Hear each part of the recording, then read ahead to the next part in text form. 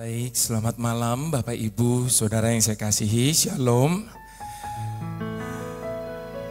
Satu kali ada seorang guru sekolah dasar. Dia tengah mengajar para murid-muridnya. Kemudian dia mengajukan satu pertanyaan kepada anak-anak muridnya. Anak-anak, menurut kalian siapa Tuhan itu? Lalu satu demi satu anak-anak murid itu menjawab pertanyaan ibu guru ini tentang siapa Tuhan, sesuai dengan gambaran yang mereka punya masing-masing. Seorang anak yang ayahnya seorang hakim, dia berkata Tuhan itu seperti hakim, Bu. Karena satu hari dia akan menghakimi seluruh isi dunia ini. Anak yang lain ayahnya seorang dokter. Dia berkata Tuhan itu seperti dokter, Bu. Karena dia sanggup menyembuhkan segala sakit penyakit. Anak yang lain yang ayahnya seorang konglomerat. Dia berkata Tuhan itu seperti konglomerat, Bu. Karena dia sanggup memberikan apa saja kepada setiap orang yang meminta kepadanya. Demikian satu demi satu anak-anak murid itu menjawab pertanyaan ibu guru ini tentang siapa Tuhan, sesuai dengan gambar yang mereka punya tentang ayah mereka masing-masing. Lalu tiba giliran kepada anak yang terakhir, Bapak Ibu Saudara. Sayangnya anak ini tidak hidup seberuntung teman-teman yang lain. Karena dia hidup dalam keadaan yang sangat amat sederhana. Dia bahkan tidak berani menjawab pertanyaan ibu gurunya. Dia cuma bisa menundukkan kepalanya. Lalu ibu gurunya tanya lagi, "Nak, tolong dijawab. Menurut kamu siapa Tuhan itu?" Perlahan dia angkat wajahnya. Dengan suara yang bergetar dia berkata, "Tuhan itu seperti pemulung, Bu." Serempak satu kelas menjadi riuh oleh karena jawaban dari anak ini. Lalu ibu guru itu tanya lagi, "Kenapa kamu samakan Tuhan dengan pemulung, Nak?" Sambil menitikkan air mata anak itu berkata, "Pemulung memungut sesuatu yang tidak berguna, membersihkannya, dan menjadikannya sesuatu yang berguna kembali." Satu kelas yang tadinya riuh mendadak menjadi hening. Sambil menangis anak itu berkata, "Demikian dengan hidup saya, Bu. Ketika ayah saya menemukan saya di pinggir jalan, dia membawa saya pulang ke rumahnya. Dia mengasuh saya. Dia mendidik saya sampai saya bisa sekolah di tempat ini. Saya tidak tahu bagaimana nasib saya hari ini kalau waktu itu ayah saya tidak memungut saya dari jalanan." Ibu guru ini menangis, dia peluk anak itu. Satu kelas yang tadinya hening mulai terdengar isak tangis di setiap kursi. Bapak Ibu Saudara, sebagaimana halnya anak ini, demikian juga dengan hidup saya. Saya tidak tahu bagaimana hidup saya hari ini kalau Tuhan tidak memungut saya. Oleh karena kemurahan Tuhan, ku ada sampai hari ini. Oleh karena kebaikan Tuhan, janjimu terjadi bagiku. Malam ini kalau kita mau jujur, kalau kita mau flashback kepada kehidupan kita masing-masing, maka malam hari ini di hadapan Tuhan kita harus akui, kalau kita boleh ada sebagaimana kita ada hari ini, semua hanya oleh karena kebaikan dan kemurahan Tuhan atas hidup masing-masing kita. Puji Tuhan, sebab Dia mencari kita selagi kita masih terhilang. Bahkan ketika dia mendapati kita tidak dalam keadaan baik. Namun demikian pun ketika dia menemukan kita, dia gendong kita dengan sukacita. Dia angkat kita demikian tinggi. Dia sebut setiap kita sebagai anak-anaknya, biji matanya. Dan setiap kita dilayakkan untuk memanggil dia Aba, ya Bapa. Dia memahkotai kita dengan kebenaran. Itu sebabnya Bapak Ibu Saudara, apapun, bagaimanapun keadaan hidup kita hari ini, tidak ada satupun yang dapat kita jadikan alasan untuk kita tidak bisa bersyukur kepada Tuhan. Sebab percayalah, semua itu tidak akan pernah sebanding dengan kebaikan dan kemurahan Tuhan yang telah kita kecap dan alami dalam hidup kita masing-masing. Itu sebabnya di hadapan Tuhan yang sedang kita sembah saat ini, saya mau ajak kita sama-sama untuk mengadakan pengakuan di hadapan Tuhan. Oleh karena kemurahan Tuhan, ku ada sampai hari ini. Terima kasih Tuhan. Oleh karena kebaikan Tuhan, janji-Mu terjadi bagiku. Ku sembah Kau Tuhan, ku mengangkat tanganku. Selamanya Kau ajaib bagiku. Ku sembah Kau Tuhan, ku mengangkat wajahku. Selamanya Kau hebat bagiku. Ku sembah Kau Tuhan, ku mengangkat tanganku. Selamanya Kau ajaib bagiku. Ku sembah Kau Tuhan, ku mengangkat wajahku. Selamanya Kau hebat bagiku.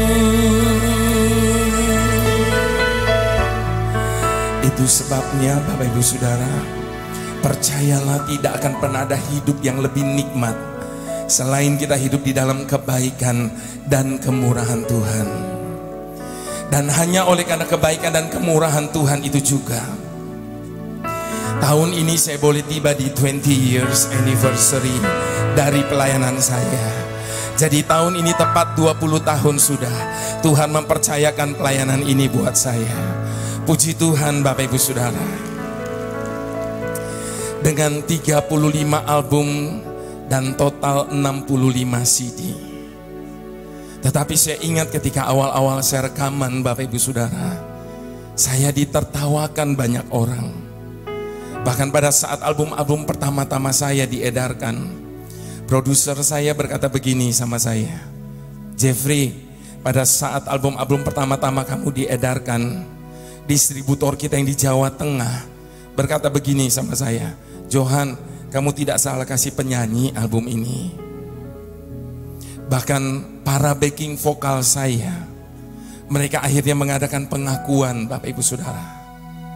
Mereka berkata setiap kali mereka selesai rekaman sebagai backing vokal saya di album-album pertama-tama saya, setiap kali mereka keluar dari bilik rekaman, mereka tertawa rame-rame. Kenapa mereka tertawakan saya? Karena di awal-awal rekaman saya Bapak Ibu Saudara, suara saya banyak yang gak pitch. Suara saya tidak stabil, banyak goyangnya. Jahatkah mereka tertawakan saya? Tidak sama sekali. Karena memang itu kenyataannya.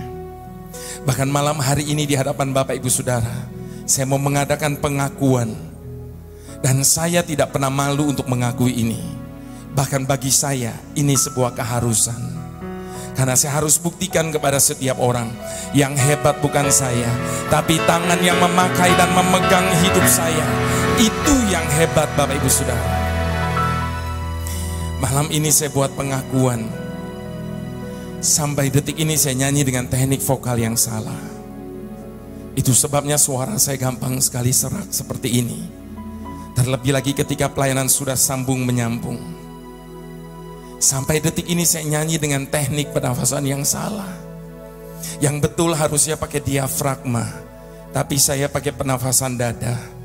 Jadi kalau saya nyanyi, napas saya pendek-pendek, tidak bisa panjang. Itu sebabnya saat-saat rekaman, itu saat-saat penyiksaan betul buat saya. Karena semuanya harus terjaga dengan begitu baik. Bahkan malam ini saya mau membuat pengakuan. Sampai detik ini Bapak Ibu Saudara, tidak ada satupun alat musik yang saya bisa mainkan. Bahkan gitar sekalipun saya tidak bisa sampai hari ini. Saya tidak mengerti chord sama sekali. Itu sebabnya kemana saya melayani, saya harus bawa teman saya, karena saya tidak bisa ajarin teman-teman pemusik yang lainnya. Saya ini orang yang tidak bisa apa-apa, Bapak Ibu Saudara. Tapi hebatnya Tuhan, Dia tidak melihat kekurangan kita. Puji Tuhan. Sekalipun orang yang tidak punya kapasitas dan kemampuan ini, demikian pun Bapak Ibu Saudara, album-album pertama-tama saya dibuat Tuhan meledak luar biasa. Album pertama saya akhir tahun 97, di mana pujian Allah Peduli pertama kali ada di dalam album itu. Lalu tahun berikutnya Tuhan percayakan kepada saya, hanya dekat kasih-Mu Bapa. Lalu tahun berikutnya lagi seperti Bapa sayang anaknya. Bapa yang kekal, arti kehadiran-Mu, semua baik, dan seterusnya.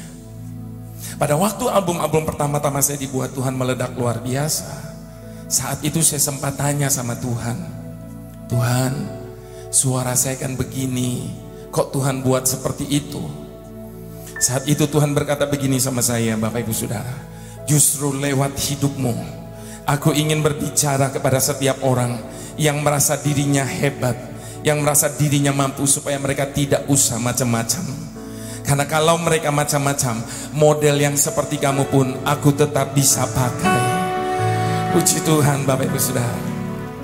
Orang yang kenal saya, orang yang tahu kapasitas dan kemampuan saya, ketika mereka melihat apa yang Tuhan buat dengan hidup saya sampai hari ini, mereka cuma bisa berkata begini, itu kan semua cuma karena anugerah Tuhan.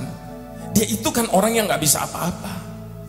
Tapi malam ini saya yakin dan percaya, bukan cuma saya yang hidup di dalam anugerah dan kemurahan Tuhan, tapi semua kita yang ada di tempat ini malam hari ini, kalau kita boleh ada sebagaimana kita ada, semua hanya oleh karena kebaikan dan anugerah dan kemurahan Tuhan. Untuk itu izinkan dengan hormat saya jemput semua kita bangkit berdiri di hadapan Tuhan. Di hadapan Tuhan yang sedang kita sembah saat ini, mari sama-sama kita mau katakan, oleh karena kemurahan Tuhan, ku ada sampai hari ini. Ini pengakuan kami di hadapan-Mu Tuhan.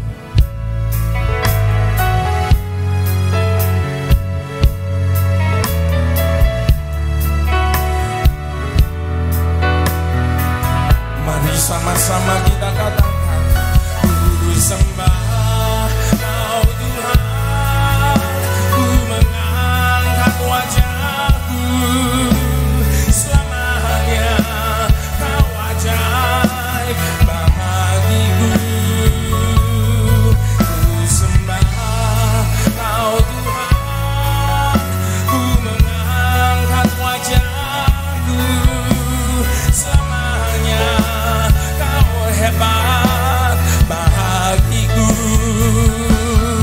Ku sembah Kau Tuhan, Engkau sedang disembah di tempat ini Tuhan.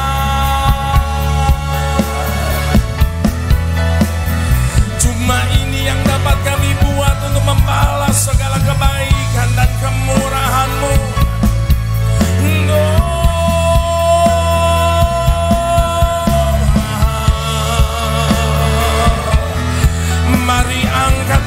tangan tinggi-tinggi, katakan ku sembah Kau Tuhan, ku mengangkat tanganku, selamanya Kau ajaib bagiku.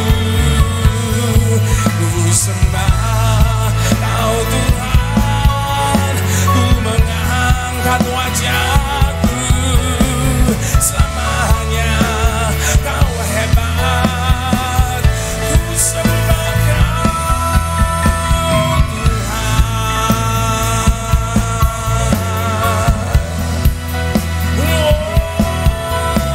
selamanya Kau ajaib bagiku. Ku sembah Kau Tuhan, ku mengangkat wajahku, selamanya Kau hebat bagiku. Selamanya, selamanya Kau hebat bagiku. Selamanya Kau hebat bagiku.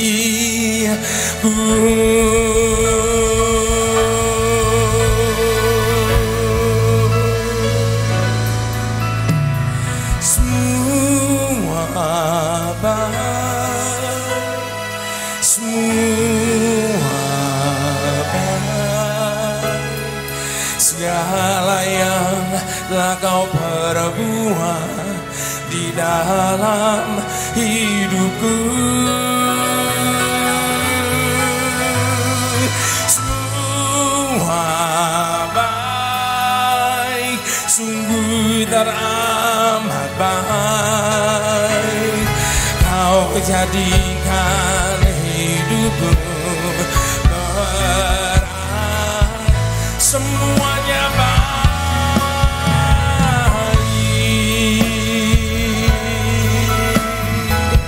Ini pengakuan kami di hadapan-Mu Tuhan. Apapun dan bagaimanapun, semuanya baik.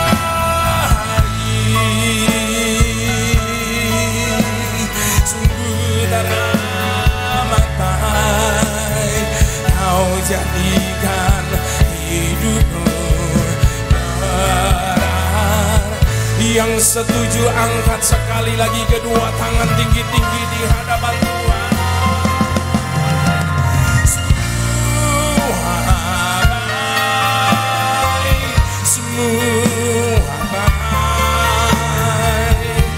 Ini tangan-tangan kami yang terangkat, tanda kami setuju.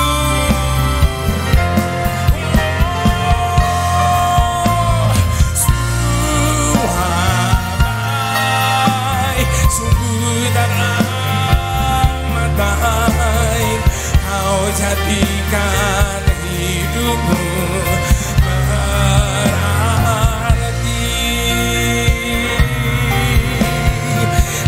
jadikan hidupku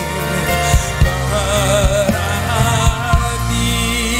Dengan syukur katakan, Kau jadikan hidupku berarti.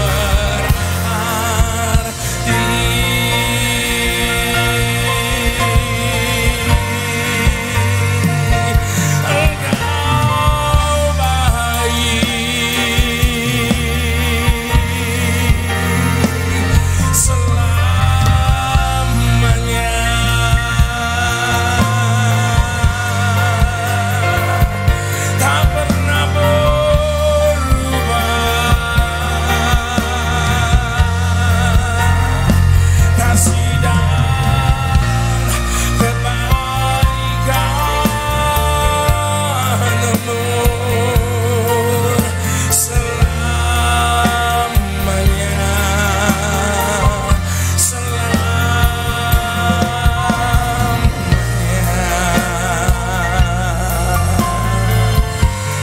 Hadapan Tuhan yang sedang kita sembah saat ini, dengan hormat mari angkat sekali lagi kedua tangan kita di hadapan Dia.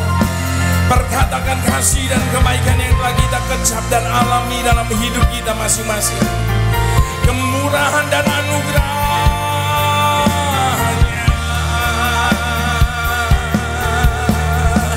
Pujilah Tuhan hai jiwaku, dan jangan lupakan segala kebaikan-Nya.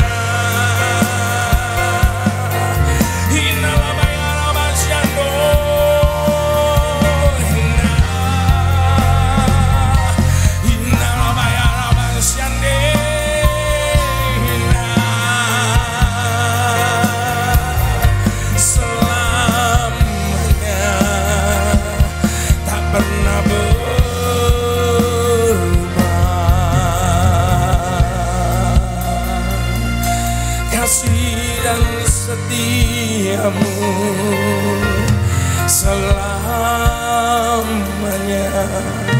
selamanya.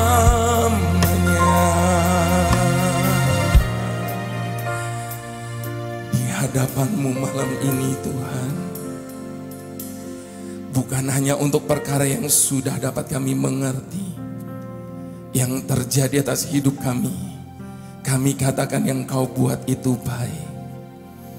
Namun untuk segala perkara, bahkan yang belum dapat kami mengerti sekalipun, yang tengah terjadi dan kami alami dalam hidup kami hari ini, tetap di hadapan-Mu malam hari ini, semua kami mau katakan bahwa segala yang Kau buat itu tetap sangat amat baik bagi setiap kami Tuhan. Terima kasih untuk tidak pernah merancangkan yang buruk atas hidup kami. Dan itu sudah lebih daripada cukup bagi kami. Terima kasih ya Bapa. Terima kasih. Silakan Bapak Ibu sudah duduk kembali dalam hadirat Tuhan. Bapak Ibu Saudara, sesungguhnya untuk dapat berkata segala yang Tuhan buat itu baik, diperlukan iman yang besar. Sebab bukankah pada kenyataannya, tidak semua yang terjadi dalam hidup kita kelihatannya baik, bukan? Itu sebabnya pada waktu saya merenungkan perjalanan pelayanan saya selama 20 tahun ini, saat itu Tuhan ingatkan kepada saya, selama hampir kurun waktu yang sekian panjangnya itu juga, ketika pertama kali datang janji Tuhan kepada Abraham dan istrinya Sarah, bahwa mereka akan dikaruniai seorang anak. Dan baru dalam jangka waktu yang sekian panjangnya itu, Ishak dilahirkan. Satu-satunya alasan mengapa Ishak tidak dilahirkan lebih cepat, karena Sarah tidak bisa melihatnya dengan mata iman.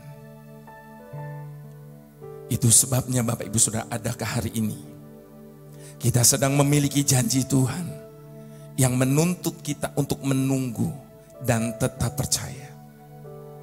Biarlah kita menunggu dengan sikap hati yang benar dan percaya bahwa saat ini Tuhan sedang bekerja untuk menggenapi setiap janji-janjinya atas hidup setiap kita.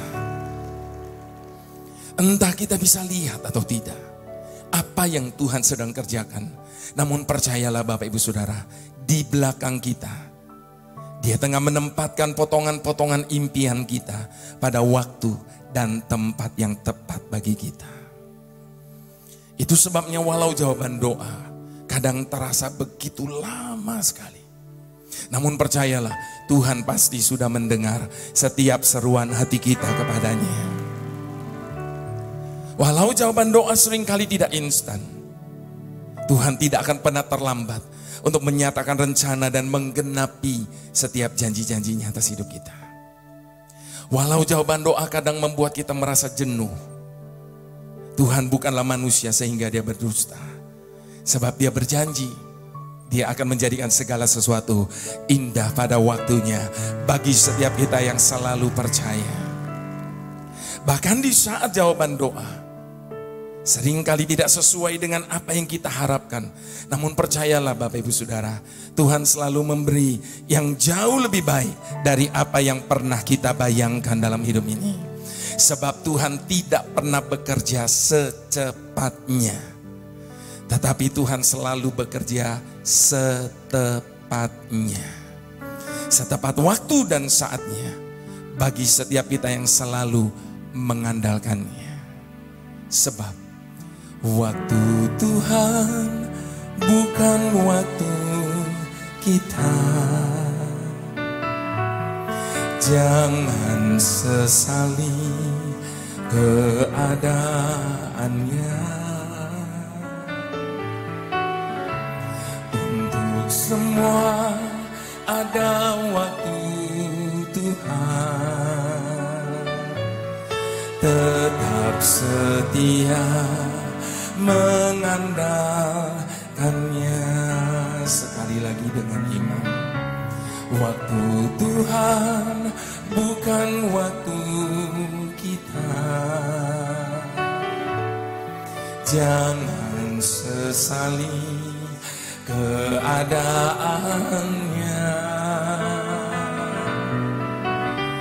Untuk semua ada waktu Tuhan. Tetap setia mengandalkannya. Segala yang terjadi di hidupku, janji Tuhan menghidupiku selalu. Ku yakin, percaya ada waktunya Tuhan. Semua akan indah pada waktunya. Yang setuju mari katakan, segala yang terjadi di hidupku, janji Tuhan menghidupiku selalu. Ku yakin, percaya ada waktunya Tuhan. Semua akan indah pada waktunya. Itu sebabnya malam hari ini izinkan saya menyadarkan setiap kita Bapak Ibu Saudara, bahwa tidak akan pernah terjadi dalam hidup ini segala impian dan harapan-harapan kita dapat langsung terwujud. Sebab selalu ada masa tunggu untuk mewujudkan segala impian dan harapan-harapan kita.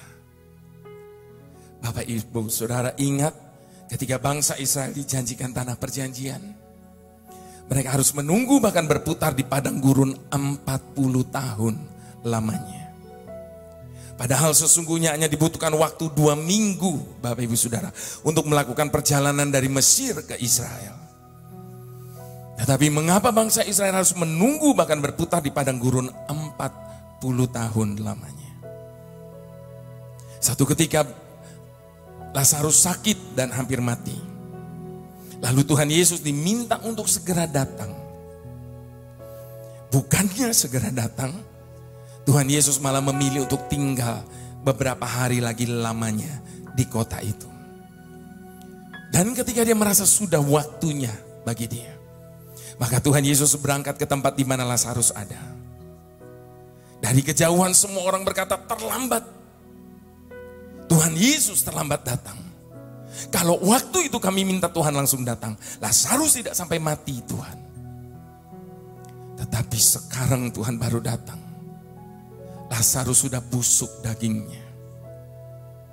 Bapak Ibu Saudara, kalaupun suatu saat kita mendapati seakan-akan Tuhan itu begitu lambat sekali, atau mungkin sangat terlambat menurut ukuran waktu kita, biarlah kita boleh tetap percaya Tuhan pasti punya maksud di balik semuanya itu. Sebab tidak akan pernah terjadi sesuatu dalam hidup ini tanpa alasan. Kalau waktu itu Tuhan Yesus diminta untuk segera datang dan Tuhan Yesus langsung datang, maka Lazarus cuma sembuh dari sakit, Bapak Ibu Saudara. Tapi dengan penundaan yang Tuhan buat, Dia ingin menyatakan kemuliaan yang jauh lebih dahsyat lagi. Lazarus bukan hanya disembuhkan dari sakit, tetapi Lazarus dibangkitkan dari kematian.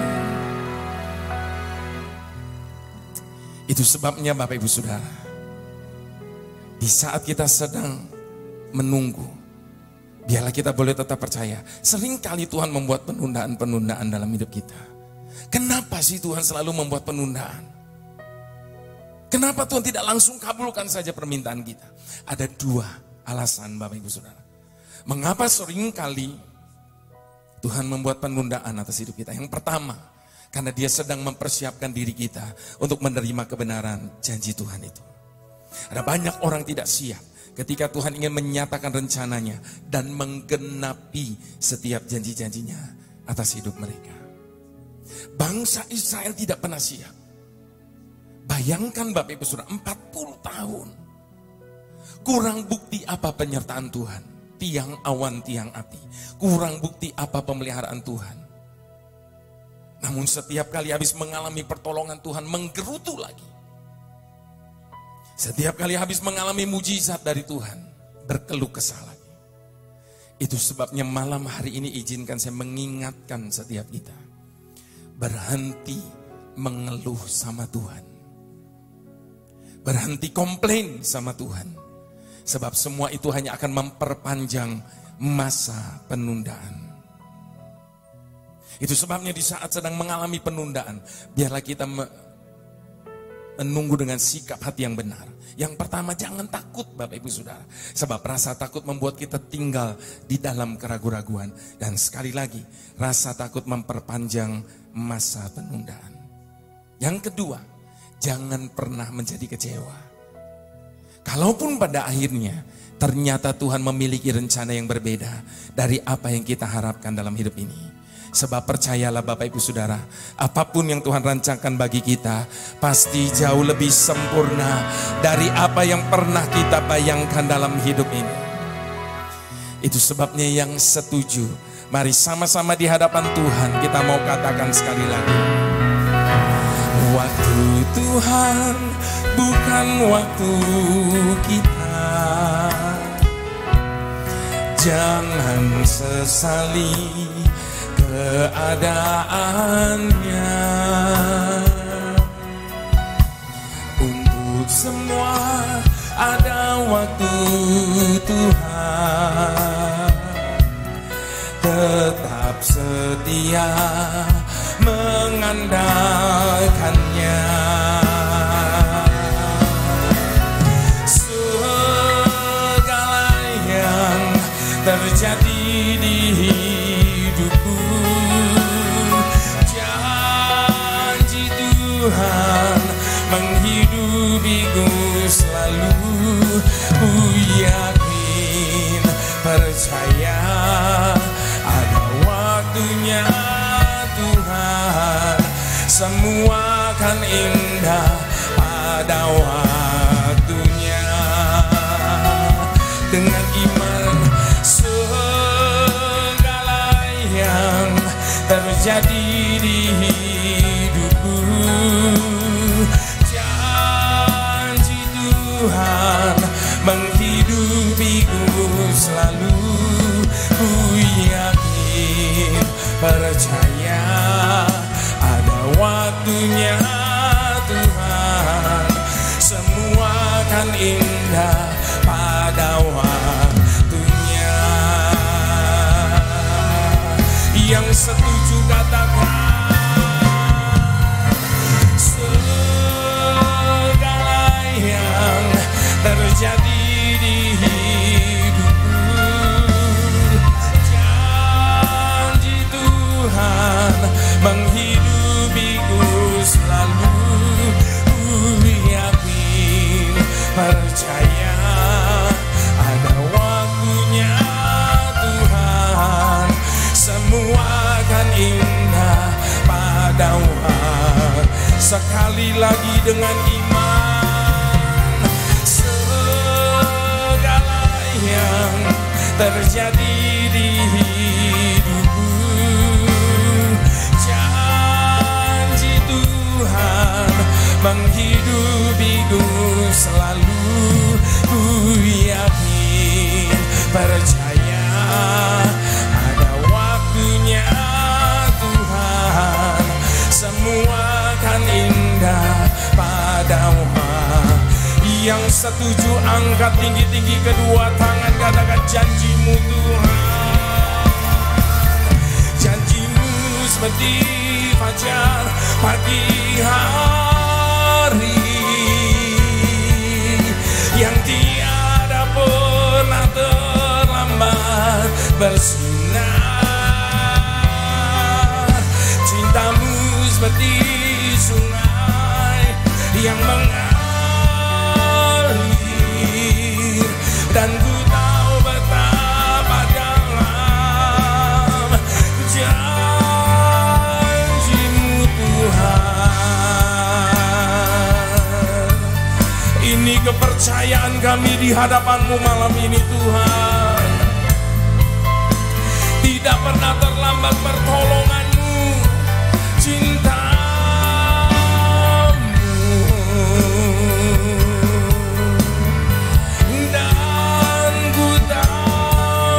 dan ku tahu betapa dalam. Sekali lagi sama-sama katakan, janjimu seperti fajar pagi hari, yang tiada pernah terlambat bersinar. Cintamu seperti sungai yang mengalir, dan ku tahu betapa dalam kasih-Mu, dan ku tahu betapa dalam kasih-Mu, dan ku tahu betapa dalam kasih-Mu.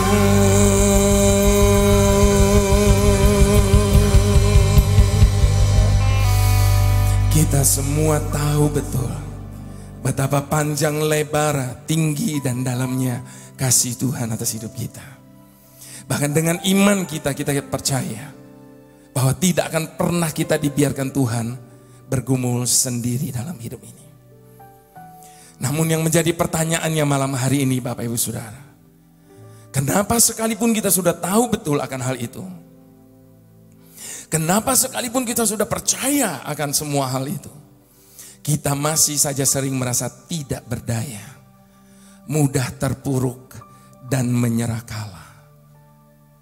Itu sebabnya malam hari ini Bapak Ibu Saudara, saya mau ajak kita sama-sama belajar dari seorang hamba Tuhan yang bernama Daud. Untuk itu izinkan dengan segala hormat saya jemput semua kita bangkit berdiri di hadapan Tuhan. Karena malam hari ini di hadapan Tuhan kita mau membaca firman Tuhan bersama-sama. Secara bergantian Bapak Ibu Saudara tolong baca dari 1 Samuel 17 ayat yang ke-42 sampai ayat yang ke-50. Bapak Ibu Saudara tolong baca ayat yang ke-42 bersama-sama dengan suara yang keras. Saya akan baca ayat yang ke-43, lalu selanjutnya kita membaca bergantian sampai ayat yang ke-50. Judul dari perikop ini, perkelahian antara Daud dan Goliat. Ayat yang ke-42, 1, 2, 3.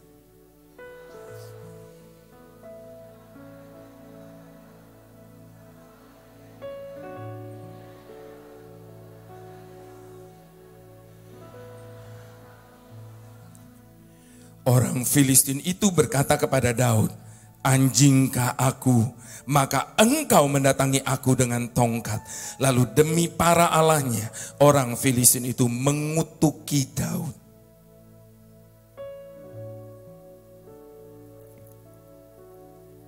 Ayat yang ke-44 sekali lagi, 1, 2, 3.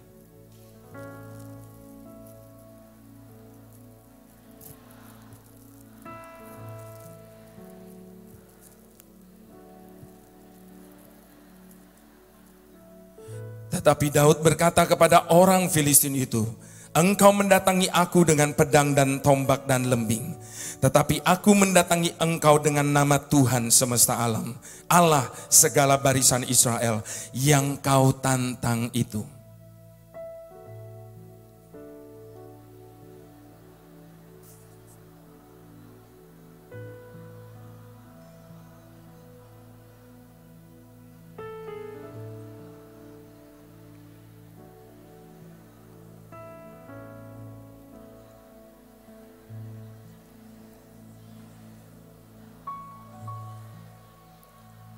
Dan supaya segenap jemaah ini tahu bahwa Tuhan menyelamatkan bukan dengan pedang dan bukan dengan lembing.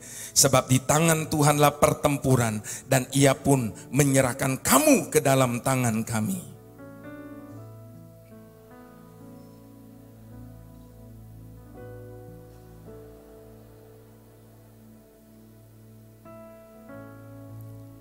Lalu Daud memasukkan tangannya ke dalam kantungnya. Diambilnyalah sebuah batu dari dalamnya. Diumbannya. Maka kenalah dahi orang Filistin itu. Sehingga batu itu terbenam ke dalam dahinya. Dan terjerumuslah ia dengan mukanya ke tanah. Bersama-sama.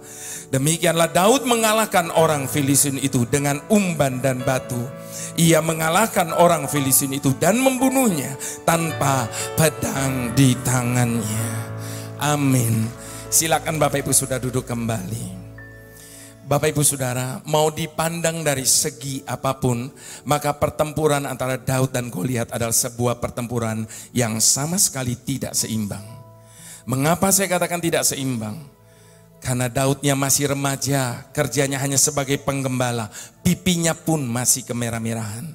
Sementara Goliat, raksasa besar yang kesukaannya berperang.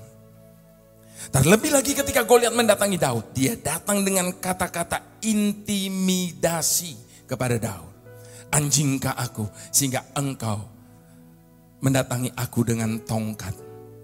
Namun hebatnya Daud, Bapak Ibu Saudara, dia tidak menjadi lemah dengan keadaan yang ada pada saat itu.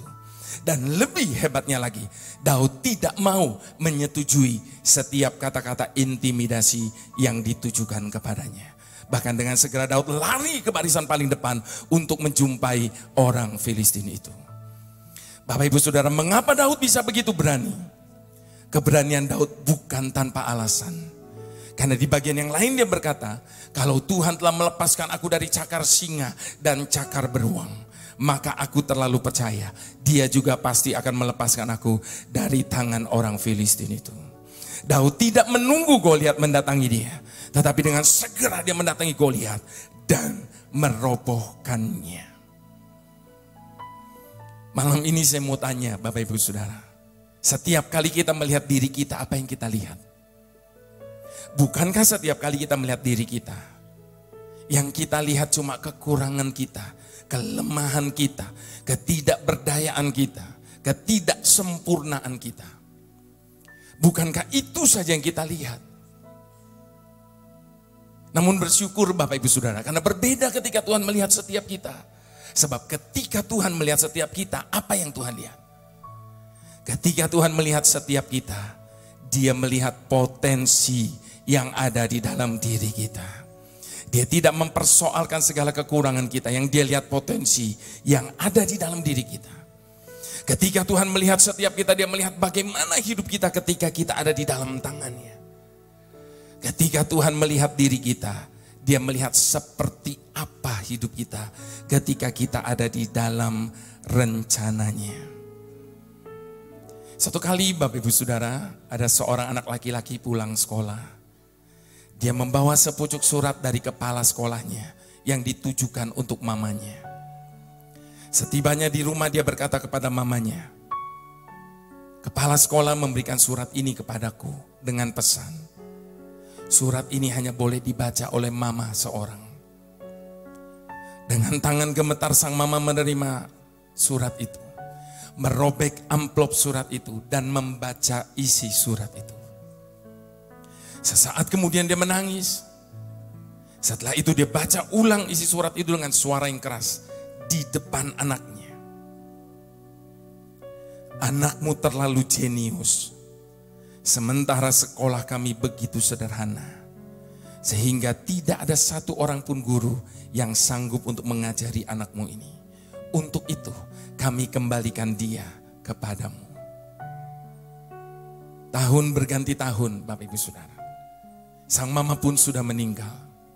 Anak ini tumbuh menjadi seorang yang begitu luar biasa. Dia menemukan begitu banyak penemuan. Bahkan ada 1093 penemuan yang dipatenkan atas namanya.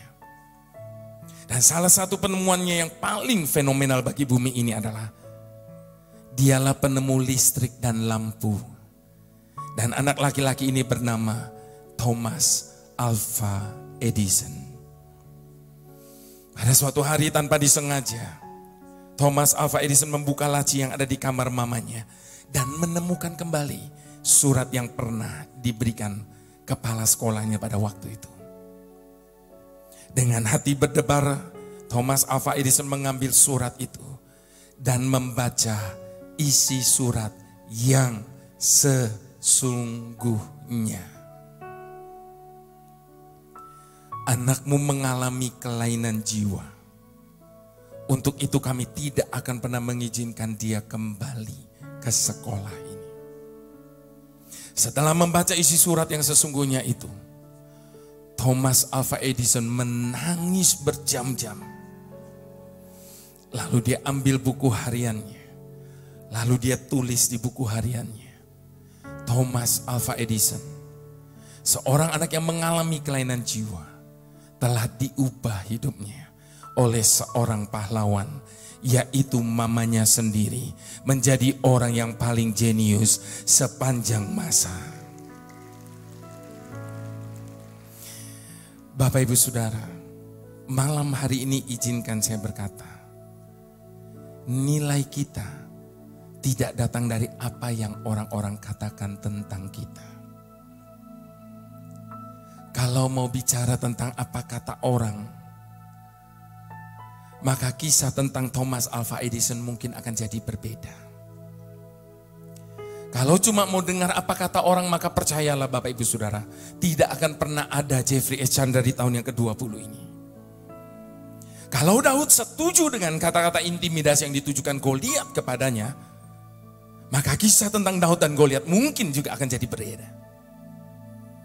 Itu sebabnya malam hari ini izinkan saya berkata, jangan pernah membiarkan Goliat-Goliat leluasa menjajah hidup kita.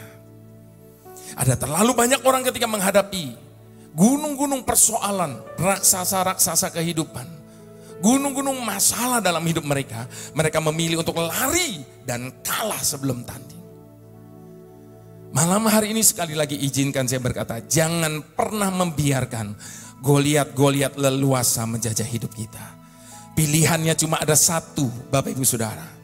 Kalahkan Goliat atau kita yang dikalahkannya. Tetapi malam hari ini saya datang dengan membawa satu kabar yang sangat amat baik.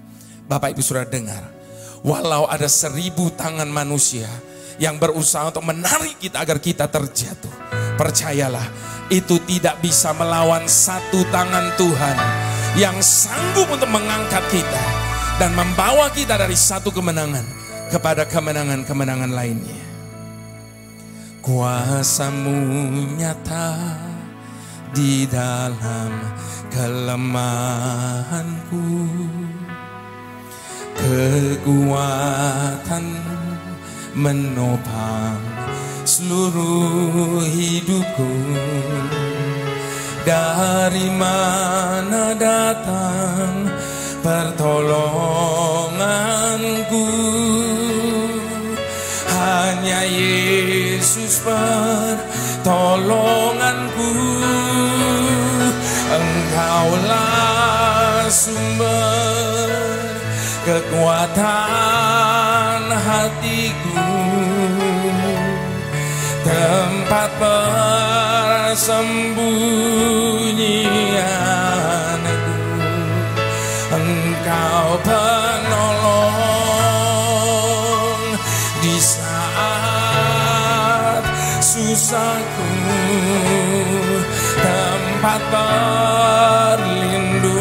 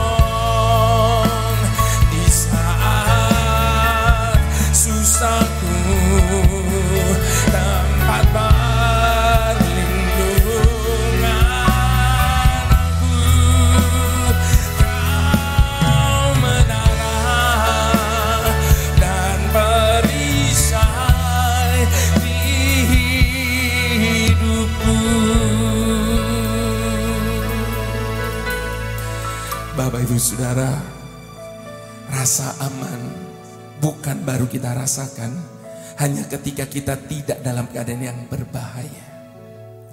Namun rasa aman yang sesungguhnya baru akan kita rasakan hanya ketika Tuhan ada bersama dengan kita.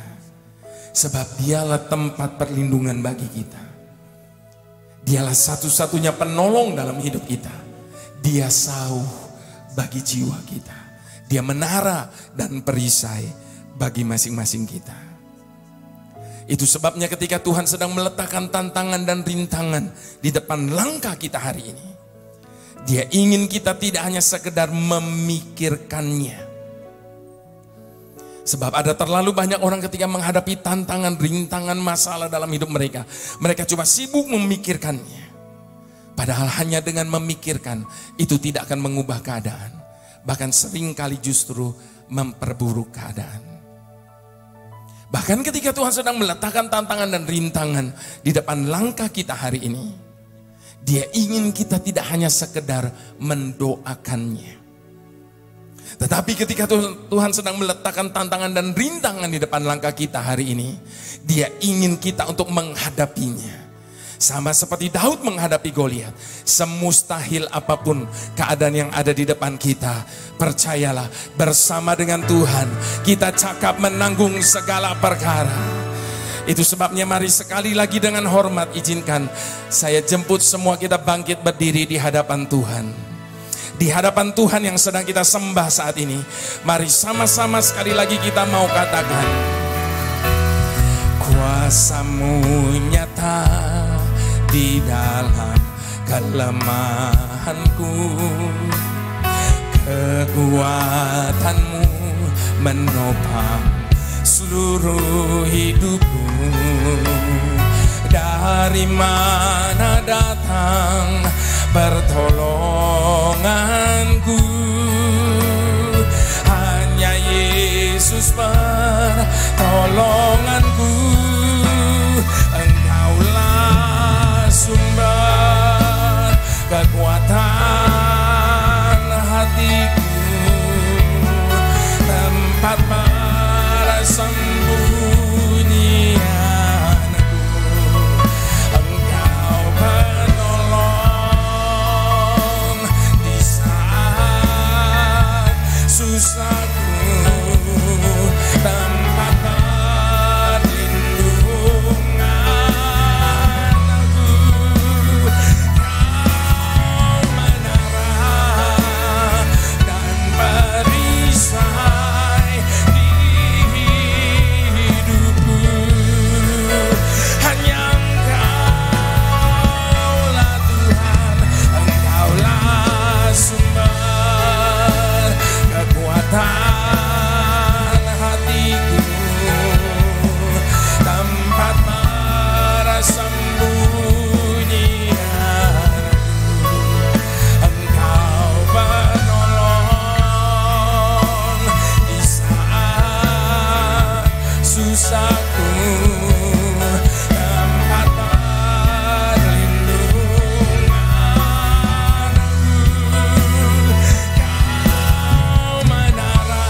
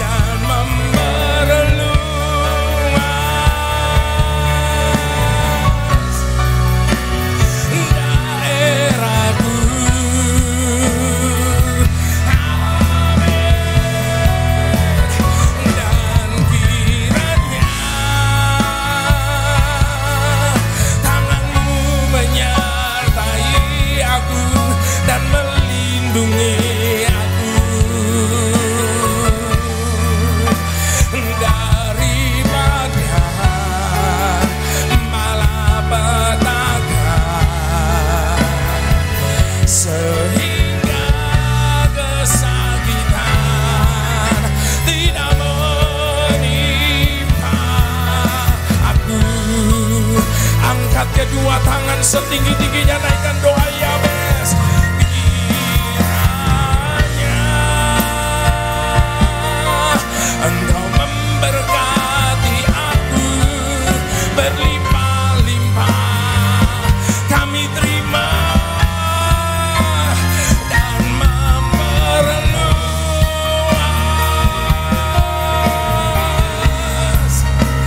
daerahku. Itu terjadi, dan kiranya tanganmu menyertai aku dan melindungi aku daripada malapetaka, sehingga kesakitan tidak menimpa aku. Kami tolak segala kutuk malapetaka, sakit, penyakit, sehingga kesakitan tidak menimpa aku. Dengan iman kami naikkan doa ini dalam nama Yesus. Sehingga kesakitan tidak menimpa aku.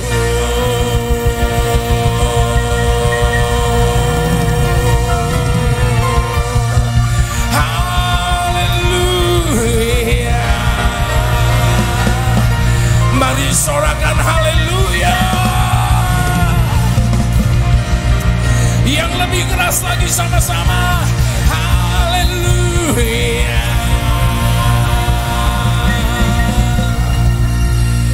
Ini pengakuan kami malam hari ini di hadapan-Mu Tuhan. Kalau kami boleh ada sebagaimana kami ada malam hari ini, semua hanya oleh karena kebaikan dan kemurahan-Mu atas hidup kami. Dan ini kepercayaan kami di hadapan-Mu, bahwa segala sesuatu Engkau akan jadikan indah bagi setiap kami. Dan ini komitmen kami di hadapan-Mu malam ini. Apapun dan bagaimanapun, bahkan sampai kapanpun, kami tidak akan pernah lepas kepercayaan kami kepadamu.